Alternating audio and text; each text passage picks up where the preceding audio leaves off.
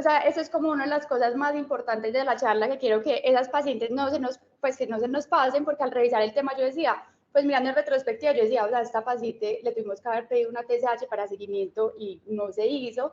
Entonces es muy importante como tener esas pacientes siempre de los que tienen factores de riesgo. Vamos a mirar la etiología, la historia natural de la enfermedad, está asociado con depresión, tratamiento y seguimiento, unas conclusiones, y vamos a hablar un poquito de, aunque no es el tema de la charla, pero me pareció importante, como unas cosas que en endocrino vi, de la interpretación de pruebas tiroideas y la importancia de pedir la prueba adecuada y los cambios que hay en el embarazo. Listo. Entonces, hablando de la definición, ¿cómo se define la tiroiditis posparto?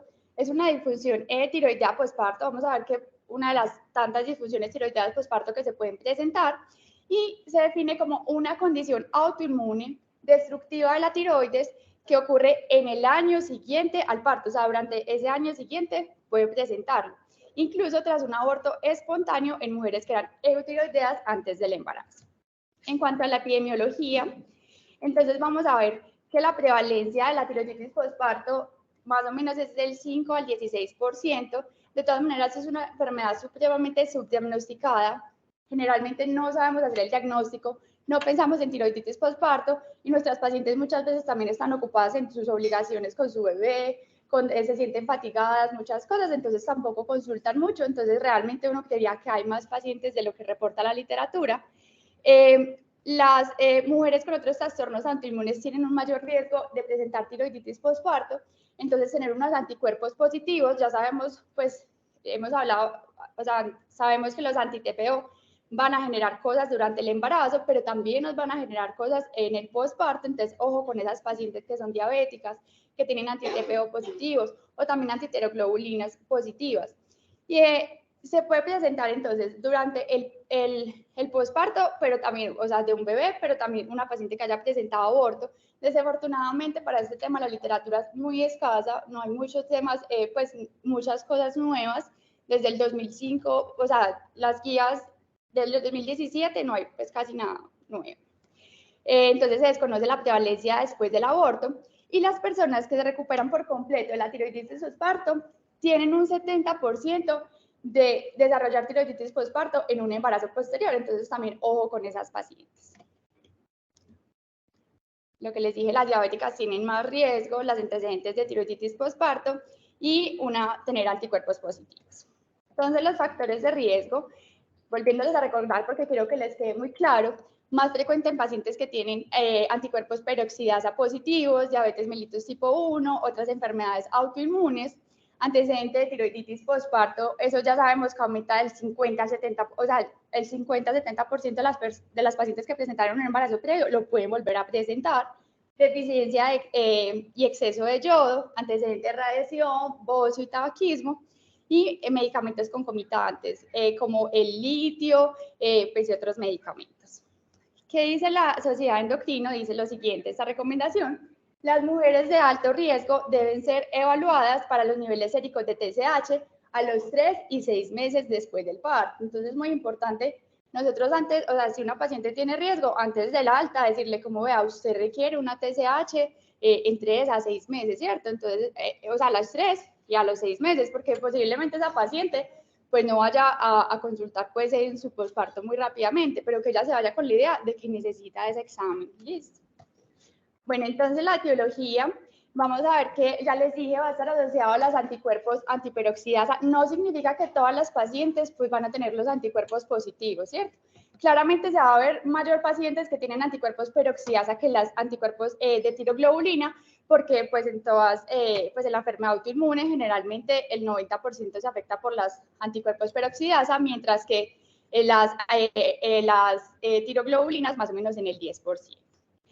Va a haber una anomalía de los linfocitos, activación del complemento, niveles elevados de la hemoglobina E1, y vamos a ver que también puede ser una enfermedad genética, porque hay unos haplotipos de HLA específicos. Se han visto evidenciados los DR3, DR4 y los DR5. Y aumento de la actividad de las células de natural killer. Entonces uno lee esto y parece un poquito complejo, entonces les quise hacer como un poquito algo más dinámico. tenemos a la paciente con una tiroiditis postparto y generalmente, pero que no nos quede, o sea, como que no nos quede que si la paciente no tiene anticuerpos positivos no va a presentar tiroiditis postparto, no, pero generalmente tiene concentraciones séricas altas de anticuerpos contra la peroxidasa tiroidea. Esto nos va a llevar a una inflamación tiroidea que va a dañar los folículos tiroideos y activa la proteólisis de la tiroglobulina. Entonces, ¿qué vamos a ver secundario a esto? Vamos a ver que aumentan las hormonas tiroideas. Ojo, no se nos puede confundir, no es un hipertiroidismo, es una tirotoxicosis por tiroiditis. O sea, no es un hipertiroidismo, la paciente no tiene, o sea, es solamente aumento de hormonas tiroideas por esa inflamación. ¿Qué pasa? Después de eso empieza pues como esa liberación de tiroglobulina hasta que un momento pues ya debe cesar la síntesis de la hormona. Eso es lo que normalmente pasa, esto es como lo más común, pero ahorita les voy a explicar más adelante que todas las pacientes pueden presentar una clínica diferente. Cesa la síntesis de hormonas, entonces me va a llevar a un hipotiroidismo y ya luego cuando toda esa inflamación y todo va mejorando, se va a presentar pues el eutiroidismo. Entonces, lo que les dije, eso se produce más o menos en el 25% de las pacientes de esta clínica, la tirotoxicosis transitoria, llevan a hipotiroidismo y posteriormente terminan en eutiroidismo. Entonces, acá vemos, por ejemplo, más como en la gráfica, acá pues vemos la T4 y la T3, vemos que en el inicio pues generalmente son aumentadas, luego llegan a una fase hipotiroidea donde van a disminuir y luego pues mejoran más o menos a los 8 meses, 10 meses, aunque siempre pues le damos como un tiempo de recuperación de un año. Entonces, hablando de la historia natural, tenemos que tener en cuenta que el curso clínico va a variar acorde a diferentes factores genéticos y ambientales. Entonces, vamos a salirnos como un poquito qué pasa en el embarazo y por qué tenemos por qué se genera la tiroiditis postparto. Entonces, normalmente en el embarazo, ¿qué hace? El sistema inmune va a bajar, ¿cierto? Entonces, se disminuye la inmunidad celular y la inmunidad humoral, ¿cierto? Y lo primero que se recupera en el postparto, vamos a ver que es la inmunidad celular. Entonces, los pacientes están más predispuestas a generar pues, los anticuerpos de anti-TPO, o sea, ya al postparto, que todo eso pues, cambia todos los cambios fisiológicos, y tienen más riesgo de presentar tiroiditis de Hashimoto, y posteriormente, entonces, recuperan la inmunidad humoral, que va a llevar pues, que se aumenten los TRAPS, y que lleva enfermedad de Graves. Eso es básicamente lo que ya les expliqué, pues esto. Y entonces, las etapas de la tiroiditis postparto, no todas las pacientes tienen que pasar por todas las etapas, ¿cierto? Entonces, unas pacientes solamente tienen tirotoxicosis y ya. Otras pacientes pueden cursar con hipotiroidismo transitorio y luego se vuelven hipotiroideas. Y hay otras pacientes que tienen hipotiroidismo y se van a volver hipotiroidismo y quedan hipotiroidismo persistente. Entonces, vamos a ver cómo qué son. Entonces, tenemos la tirotoxicosis persistente. Vamos a ver que la fase de la tirotoxicosis de la tiroiditis postparto, una cosa que quiero que nos quede muy claro, es que siempre es transitoria. Y acá tenemos que hacer un diagnóstico, como el principal diagnóstico diferencial que yo tengo que tener con esa paciente es que no tengo una enfermedad de Graves, porque hasta el 60% de las mujeres con enfermedad de Graves en su edad reproductiva tienen historia de inicio en el posparto, por lo que yo les expliqué de la inmunidad celular, de la inmunidad humoral. Entonces, es súper importante hacer el diagnóstico diferencial. Acá les traje un cuadrito, entonces, ¿cómo lo puedo diferenciar? Entonces, más o menos la tiroiditis por parto se va a presentar esa etapa de la tirotoxicosis de la 1 a 6 meses postparto. Mientras que la enfermedad de Graves es un poquito más adelante, más o menos de 6 a 12 meses postparto. Los TRAPS, entonces vamos a ver que ambos pueden estar positivos, pero generalmente en la tiroiditis postparto están negativos. Igual que la tiroiditis peroxidasa, aunque tiene un factor muy importante, pues generalmente están ausentes, pues puede estar presente, pero generalmente está ausente. Los síntomas de tirotoxicosis, ahorita vamos a ahondar un poquito más en esto, pero generalmente son pacientes que son asintomáticas o pueden presentar síntomas muy leves.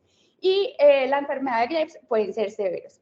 Y otra cosa importante, la duración de la fase de la toxicosis, de la tirotoxicosis. Entonces va a ser menor de 3 meses en la tiroiditis postparto y mayor de 3 meses en la enfermedad de Graves. Vamos a buscarles a los pacientes estimas de enfermedad de Graves, entonces claramente la enfermedad de Graves los va a tener, buscarles ese oftalmopatía, si tiene el soplo, si tiene el bocio difuso, entonces buscar eso muy importante. y mirar que el flujo sanguíneo tiroideo en el Doppler, en la tiroiditis postparto, es bajo, mientras que en la enfermedad de Graves es alto. La captación de yodo reactivo es baja y en la enfermedad de Graves es normal alta. Otra cosa muy importante es como en cuanto a la liberación de hormonas, la enfermedad de Graves va a tener una liberación de hormonas ya activa, o sea, pues como la T4, mientras que en la tiroiditis postparto se va a aumentar más esa hormona preformada, entonces va a haber muchos más niveles de T3. Bueno, entonces la tirotoxicosis transitoria se presenta en el 32% de los casos, se manifiesta entre el primer y sexto mes postparto y dura más o menos 1 a 2 meses. En la transición a hipotiroidismo puede existir confusión bioquímica. Realmente, pues yo les quería traer ese tema porque es una enfermedad supremamente compleja de diagnosticar, porque yo le puedo pedir, por ejemplo, a mi paciente, nos debe TSH y T4, y esa paciente me llega con una TSH bajita y una T4 libre también bajita, entonces uno dice, ¿será que tiene un hipotiroidismo secundario? Pero realmente no, pues apenas está como saliendo de la etapa, entonces es muy importante tener en cuenta eso. Bueno, tenemos la tirotoxicosis destructiva, se va a presentar en el 52.1% de los subtipos de la tiroiditis postparto, y la tirotoxicosis transitoria, que se desarrolla más o menos de 1 a 4 meses postparto, y de acuerdo a la extensión de la destrucción puede continuar pues a una fase hipotiroidea. Cuando se resuelve esta fase se debe medir. Entonces, otra cosa que les voy a recalcar muy adelante es como, bueno, sí, pues esto ya vamos a ver el tratamiento, pero el seguimiento es supremamente importante porque pues la tiroiditis sabemos que en el tiempo va cambiando. Entonces, no es como, listo, señora, usted tiene una tiroiditis y vuelve en un año, no, o sea, tiene que dejarle cosas claras a la paciente. Vamos a tener pacientes con hipotiroidismo transitorio. La fase hipotiroidea ocurre entre 3 y 12 meses postparto. Tratamiento en pacientes con síntomas significativos, quienes se encuentren lactando o están en embarazo. Y si no hay tratamiento, debo hacerle un seguimiento con esa TSH cada 4 a 8 semanas hasta que la función tiroidea ya se normalice. Ojo con estas pacientes, hay pacientes que pueden presentar hipotiroidismo permanente, es decir, ya no están hipotiroideas a pesar de tener una tirotoxicosis, pues. Entonces, eso es muy importante. Entonces, aproximadamente el 30% de las mujeres afectadas por tiroiditis postparto permanecerán hipotiroideas después de un año del parto. Y debo hacerle una evaluación anual de esa TSH para la identificación del hipotiroidismo. Listo. Entonces, ojo, y que esta diapositiva no se nos vaya a olvidar nunca. ¿Cuáles son los factores de riesgo relacionados con el desarrollo de hipotiroidismo persistente? Que tengan anti-TPO altos, mayor edad materna, historia de abortos. Si yo tengo una ecografía de tiroides y tengo una epocogenicidad tiroidea en la ecografía, o pacientes con TSH mayor de 20, ojo con esas pacientes, hay que seguirlas, porque estas pacientes que están acá generalmente son las que van a requerir tratamiento. Bueno, entonces les traje un estudio, lo que yo les decía, realmente de tiroiditis postparto no hay estudios muy actualizados. Ese estudio se hizo en el 2005. Lo que ellos buscaban era como determinar la incidencia de hipotiroidismo persistente, o sea, seguían a una cantidad de pacientes, ellos escogieron 640 pacientes y les hacían un seguimiento a ellas, pues las escogían realmente cuando estaban entre las 36 semanas y 4 semanas postparto y le hacían la revisión, perdón, 1, 3, 6 y 9 meses, y la seguían con TSH, T4 libres y los anticuerpos tiroideos. Y ellos miraban cuál era la incidencia de decir tiroiditis postparto. Pues lo que encontraron fue que tenían de esas 640 pacientes, 45 presentaron tiroiditis postparto, que se vieron pues evidenciados por el examen. No hacen pues como una clasificación de decir estos, o sea, ese hipotiroidismo postparto lo clasifican en 3 grupos, pero no dicen, o sea, tenían la clínica, sino solamente como por exámenes fue que lo diagnosticaron y lo van a clasificar en 3 grupos. Entonces, ellos lo que hacían era, vea, de todos los pacientes que fueron 45 de las 640 que presentaron tiroiditis postparto, la clasificaron en 3 grupos. Una de las pacientes que presentaron tirotoxicosis solo durante el episodio de la tiroiditis postparto, que fueron en total 10. Pacientes, el segundo grupo eran las pacientes que presentaron hipertiroidismo seguido de hipotiroidismo durante el episodio de la tiroiditis postparto, y pacientes que presentaron hipotiroidismo solo durante el episodio. Que se dieron cuenta en ellos que en el alrededor del tiempo las pacientes que presentaron tirotoxicosis solo durante el episodio de tiroiditis postparto, ninguna había presentado hipotiroidismo persistente, mientras que en el otro grupo a medida del tiempo podían pues tener hipotiroidismo y mejorarse, y realmente pues de cada grupo presentaron, del grupo 2 y el grupo 3 presentaron 7 pacientes hipotiroidismo persistente. Acá ellos que querían mirar, entonces ellos hicieron un seguimiento como de esa TSH, le midieron pues los anticuerpos, la tiroglobulina, y que se dieron cuenta. Acá si nosotros miramos, hay una, o sea, estas pacientes de la TSH generalmente tenían un promedio de una TSH de 3.67 versus a las que presentaron un hipotiroidismo transitorio que la tenían en 14. Entonces ellos lo que dicen son, vea, las concentraciones de TSH mostraron una tendencia a ser más altas en pacientes con hipotiroidismo persistente, pero la diferencia no fue estadísticamente significativa. También midieron pues otras cosas como los anticuerpos contra la peroxidasa, la tiroglobulina, pero nada de eso fue significativo. Y curiosamente, pero pues eso no tiene mucha importancia, 11 de las 14 pacientes que habían presentado el hipotiroidismo persistente habían tenido, pues el recién nacido era de sexo femenino. 10, otra cosa importante, 10 de las 45 pacientes, aunque eso no lo pues, mostraron como ninguna gráfica, 10 de las 45 pacientes tuvieron nuevos embarazos. Recordemos que fue un seguimiento que se hizo más o menos por 8 años y se observó recurrencia de episodios de tiroiditis postparto durante embarazos posteriores en 5 casos. O sea, la mitad de los pacientes que habían presentado tiroiditis postparto volvieron a presentarlo. Entonces, ojo con esas pacientes que tuvieron ese antecedente. ¿Qué concluyeron en ese estudio? La probabilidad de desarrollar hipotiroidismo persistente tras una tiroiditis postparto con episodio de hipotiroidismo es del 56%. Bueno, entonces vamos a hablar un poquito de los síntomas del paciente.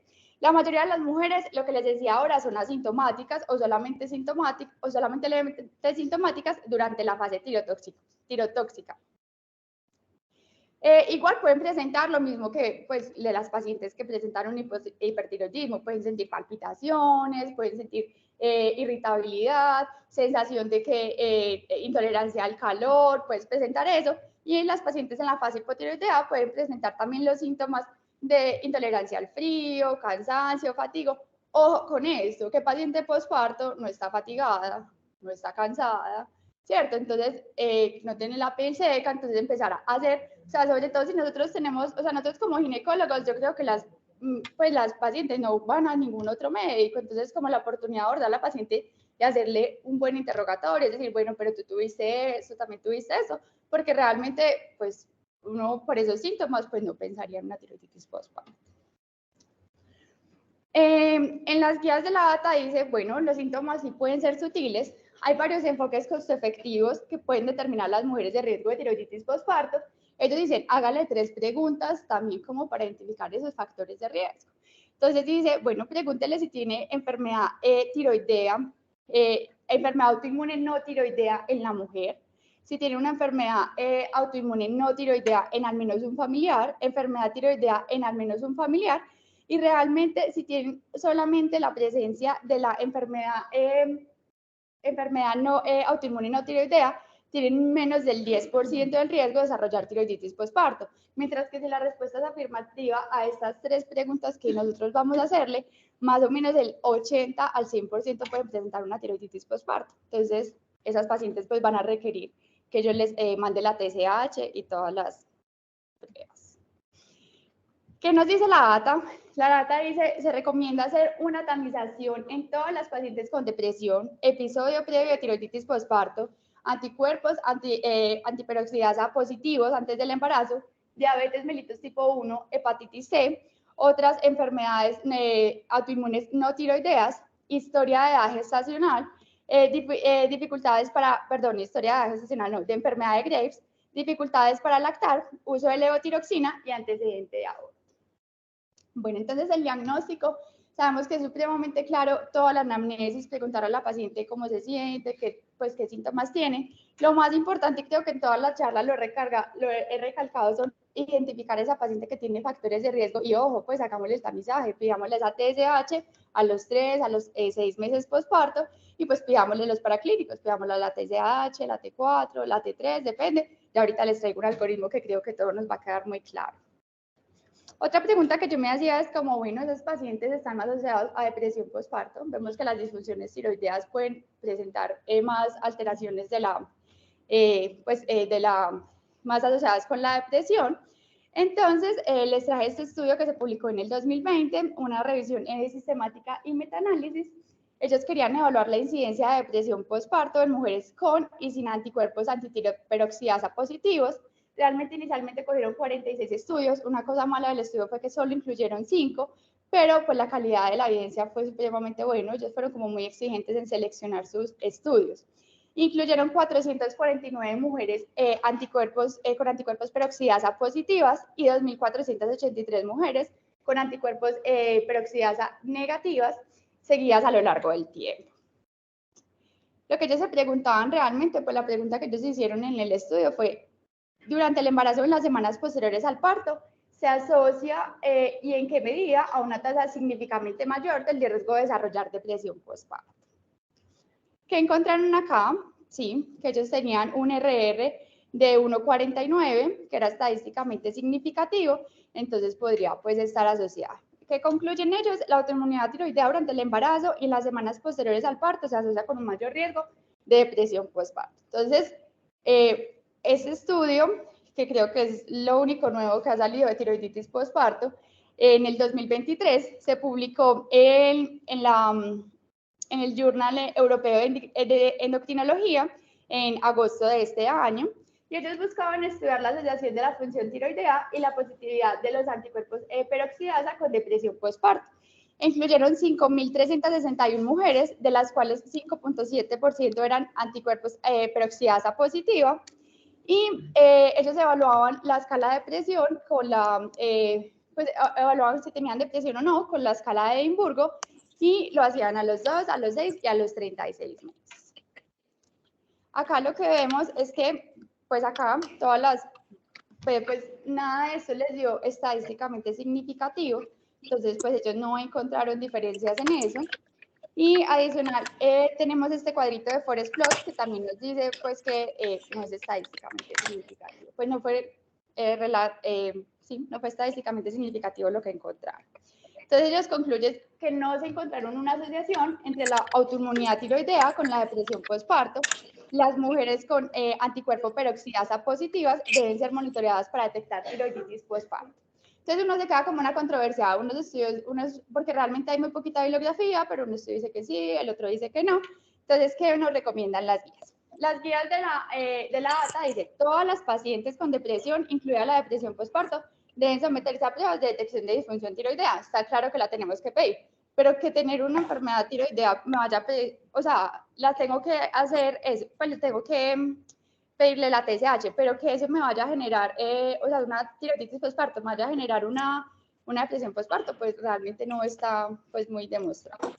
¿Qué nos dice la COG? La COG en el 2020 dice, en los casos de depresión postparto, al igual que con cualquier nuevo diagnóstico de depresión, es razonable una prueba de detección de TSH para descartar un diagnóstico de disfunción tiroidea. Listo. Entonces vamos a hablar del tratamiento y el seguimiento de estas pacientes que le vamos a hacer. ¿Cuál es el tratamiento para la fase tirotoxicóxica de la tiroiditis postparto? Entonces uno que creería que metimazol, propiltiuracilo, realmente no, porque vemos que no es un hipertiroidismo y el propiltiuracilo y el metimazol son ineficientes para tratar esta fase tirotóxica. Cuando los síntomas son clínicamente significativos, ¿qué se puede usar? Se puede usar propanolol o se puede usar metoprolol. ¿Cuánto? Las menos dosis con la que la paciente esté controlada, ¿cierto? Entonces y si esa paciente ni siquiera siente nada, yo le diagnostiqué la tiroiditis postparto, solamente fue porque la capté, yo a esa paciente no le tengo que dar tratamiento, solamente seguirla. ¿Y con qué frecuencia? Una vez se resuelve pues la fase tirotóxica de la tiroiditis postparto, con qué frecuencia se debe medir la TSH para detectar la fase hipotiroidea. Después de la resolución de la fase, de la data nos dice, después de la resolución de la fase tirotóxica de la tiroiditis postparto, se debe medir la TSH sérica aproximadamente de 4 a 8 semanas. O si desarrollan nuevos síntomas, pues la puedo pedir antes. ¿Cuál es el tratamiento para la fase hipotiroidea? Entonces vamos a ver que no todas las pacientes, pues recordemos como en la historia natural, hay unas pacientes que presentan un hipotiroidismo transitorio, pero hay otras pacientes que pues sí pueden generar un hipotiroidismo persistente. Entonces, ojo, paciente con síntomas significativos, mujeres que están lactando, mujeres que están en búsqueda de embarazo, pues se debe iniciar tratamiento en estas pacientes. Si de pronto yo no le empecé tratamiento a esta paciente, se debe controlar la función tiroidea de 4 a 4 a 8 semanas hasta que se restablezca el eutiroidismo. Entonces les traje esta grafiquita que vamos a ir desglosándola y yo creo que esto es como pues que nos sirve para abordar pues como estas pacientes. Entonces yo tengo una paciente que tiene unos síntomas compatibles con disfunción tiroidea, antecedente familiar o personal de una enfermedad autoinmune no tiroidea, antecedente de tiroiditis previa, o sea, toda la paciente con factores de riesgo, diabetes mellitus, infecciones por hepatitis C crónica dentro del primer año en el posparto. Entonces, ¿yo qué hago? Voy a medirle una TSH y una T4 libre. Puedo tener dos opciones, que esa TSH esté bajita o que esté alta. Pues yo también normal, pero pues sí es normal. Pero si la TSH está baja, entonces, ¿qué vamos a hacer? Vamos a medirle la T3. La T3, entonces, puede tener dos opciones, que es la T4, medirles la T3 y la T4. Si la T3 y la T4 están normales, o que esté la T4 libre y la T3 estén altas, entonces, si están normales, ¿qué pasa? Es un hipertiroidismo subclínico, no requiere manejo, repita la función tiroidea, de 4 a 8 semanas. Si por el contrario vamos a ver que están altas esa T4 libre y esa T3, entonces es un hipertiroidismo evidente, vamos a buscarle si tienen los estigmas de la enfermedad de Graves, que recordemos que es el bocio, si tiene soplo, buscar pues como toda la clínica de esa paciente y mirar si entonces, si tiene síntomas, si son positivos, entonces trate para enfermedad de Graves. Si no tiene síntomas, entonces usted ¿qué va a hacer? Vamos a medirle los TRAPS, ¿cierto? Los anticuerpos contra la TSH. Y pueden ser positivos o negativos. Si esos TRAPS son positivos, entonces también trátela para enfermedad de Graves. Si son negativos, entonces nosotros lo que vamos a hacer es medir los anticuerpos peroxidasa y los anticuerpos de la tiroglobulina. Si son negativos, enfóquela para otra cosa, porque eso ya se va pues como para otro algoritmo, o enfóquela para nódulo tóxico u otras causas. Mientras que si es positivo, entonces se está cursando con una fase de tirotoxicosis, de tiroiditis postparto, y nos preguntamos, entonces, lo que hablábamos ahorita, ¿tiene síntomas? Sí, trátela con beta bloqueadores.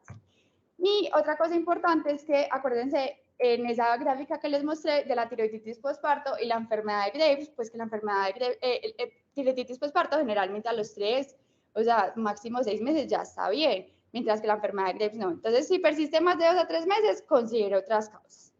Mientras que si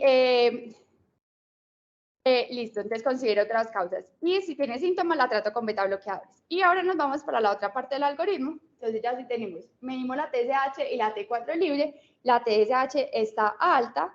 Entonces, TSH alta con T4 libre baja es un hipotiroidismo evidente. Iniciamos tratamiento con levotiroxina. Disminuye la dosis después de 12 meses. Y si lo que les hablaba ahorita del hipotiroidismo persistente continúa, pues usted continúa, sigue bajita, continúe la levotiroxina. Mientras que si es una T4 normal, entonces TSH alta con T4 normal, tenemos un hipotiroidismo subclínico, entonces vamos a medirlo de nuevo en 4 a 8 semanas y debemos tratar, ojo, si tiene una TSH mayor de 10, si la paciente está asintomática la podríamos considerar, planea embarazo que también la podríamos tratar, si tienes un anticuerpos tiroideos, anticuerpos peroxidasa positivo, está lactando y monitorizarle, si no la quiere tratar, pues monitorece a la paciente, entonces muy importante el seguimiento. Si yo no voy a dar tratamiento, el seguimiento es muy importante en estas pacientes y disminuye la dosis después de 12 meses. Bueno, entonces, ¿qué se hablaba de prevención? De prevención dice que, bueno, entonces uno diría, si le doy levotiroxina a la paciente durante el parto, se verá que se disminuye la tiroiditis postparto porque tiene de pronto, pues, una TSH ahí como más o menos. Realmente no se ha evidenciado beneficio con levotiroxina o suplementar a las pacientes de yodo. Además, nosotros en Colombia tenemos muy buenos niveles de yodo para nuestras maternas, entonces no necesitamos, pues, como un suplemento adicional. Posible disminución de tiroiditis postparto con selenio. Salió un estudio, el que referencia la data como en 1996, realmente pues es muy viejito, entonces por eso no se los traje, y se vio que aumentaba también como la diabetes gestacional, entonces pues no se usa mucho, y últimamente se ha hablado de si se sugiere suplementar con vitamina D a pacientes que han tenido tiroiditis postparto y planean un nuevo embarazo, pero igual faltan más estudios Eso pues realmente esta recomendación se dio como con el boom de la vitamina D, entonces tocaría mirar más con esto. Bueno, básicamente esto es como la tiroiditis postparto y la doctora y yo les queríamos traer como una partecita, salgámonos del postparto y metámonos al embarazo y para interpretar bien esas pruebas tiroideas en el embarazo. Entonces, vamos a ver que tenemos la TSH, normalmente esa TSH, las hormonas tiroideas van a estar elevadas en el primer trimestre, entonces la TSH va a estar suprimida. Nosotros deberíamos tener en Colombia valores propios por trimestre, desafortunadamente no los tenemos y por eso nos adaptamos a lo que hay. El valor normal, entonces sabemos que la embarazada va a cambiar, es de 0.1 a 4. Y una cosa muy importante que a mí me llamó mucho la atención fue porque uno ve mucho la T4 libre, hablando con la doctora pues Natalia, ella y con los endocrinólogos decían, no sé por qué pedir T4 libre, realmente no se debe solicitar en el embarazo, en el posparto si tiene cabida, pero nosotros deberíamos pedir el T4 total, no T4 libres, y ajustar el límite superior del rango de laboratorio de la no gestante. Entonces vamos a ver que el valor normal superior de la embarazada aumenta 5% semanal entre la semana 7 a 16 y va a aumentar el 50% después de la semana 16 de gestación. Esto se ve un poquito raro, pero les voy a explicar como con un ejemplo. Yo tengo una paciente femenina de 20 años, sin antecedentes personales de importancia, tiene un embarazo de 10 más 1 semanas, y la TSH está de 0.2 y la T4 total está de 12 y el valor normal es de 9,11. Entonces, no sé, algún médico nos puede interconsultar, otra especialidad, decir como, venga, es que yo tengo un hipertiroidismo gestacional. Entonces, ¿tiene, no tiene? Entonces, muy importante saber que la TSH está normal, desde la embarazada, pues en la embarazada puede ser desde punto 1, y uno dice, bueno, pero ¿será que si tiene una T4 total? Recordemos que debemos hacer el ajuste. Entonces, ¿qué les dije yo? Después, en la semana 7 aumentaba 5%, entonces, por acá lo tengo. ¿Cuál es el diagnóstico? Tiene hipertiroidismo. Entonces, esto me va a saltar un poquito. Entonces, como de las 7 a la 10, pues hay 3 semanas, entonces realmente sería 5, 10, 15% más. Y, o sea, 5% semanal de la semana 7, multiplico esto y eso me da el valor normal en esa paciente es 12.65. Entonces, es muy importante pues que hagamos este cálculo para que no diagnostiquemos mal a nuestras pacientes. Entonces, en el ejemplo, se trata de un perfil tiroideo normal en el embarazo.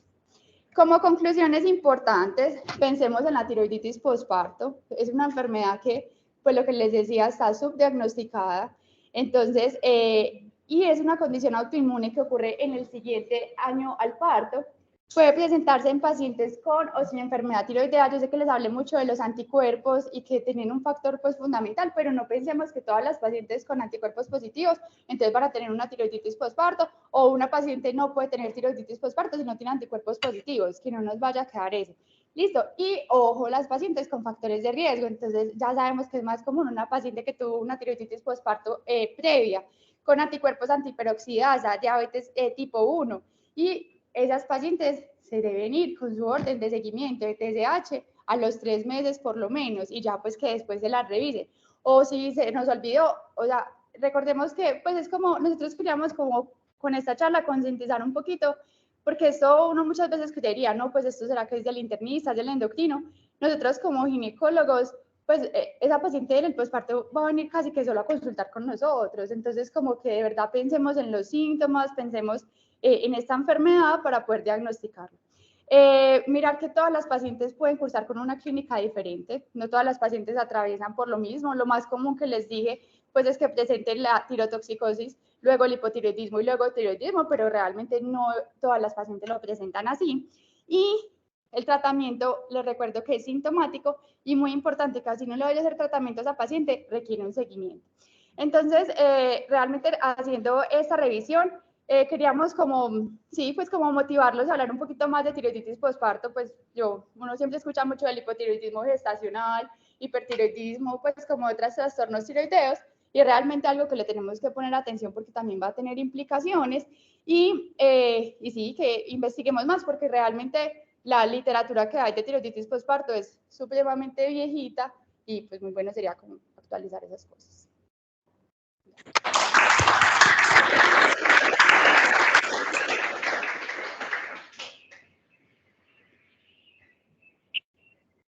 Bueno, doctora María Alejandra, muchas gracias por toda la presentación y desglose de lo que es la enfermedad tiroidea en el embarazo.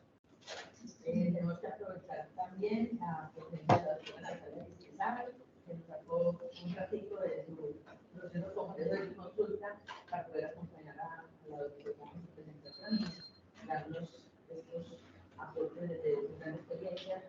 Y como siempre, mil gracias, doctora, por acompañar a todos nuestros presidentes en la parte educativa.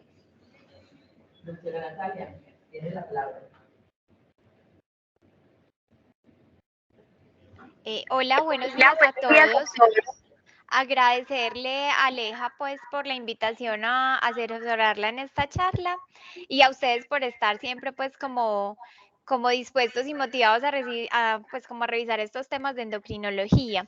Con Aleja tuvimos varias pacientes, ella tuvo con varios endocrinos el lado del posparto que me parece muy importante y que no lo habíamos abordado hasta ahora. Y quisimos adicionar pues como esa partecita de la interpretación de las pruebas porque muchas veces vemos que hay confusión y eso da lugar pues como a malas interpretaciones y a conductas que de pronto sobran. No sé qué preguntas tengan del abordaje de estas pruebas tiroideas, embarazo y posparto.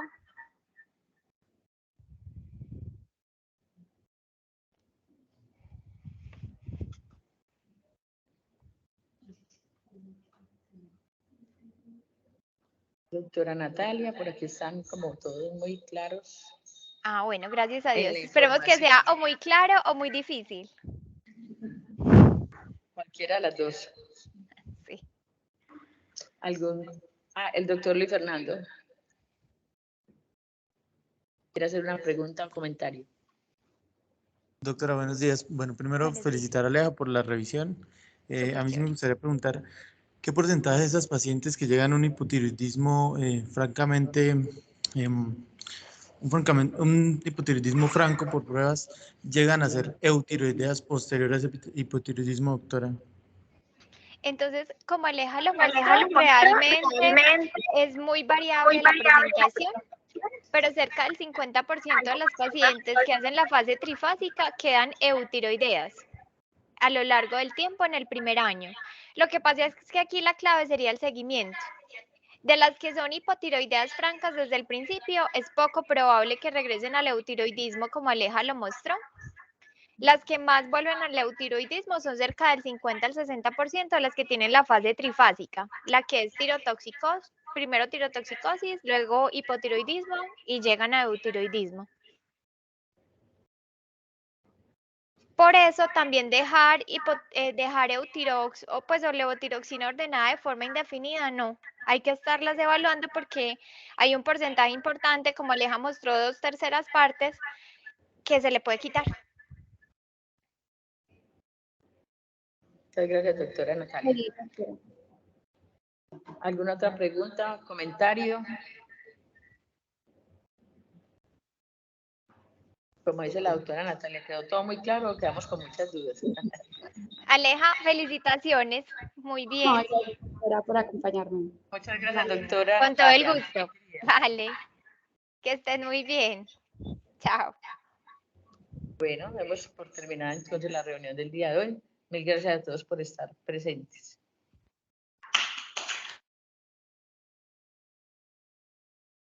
Hasta luego.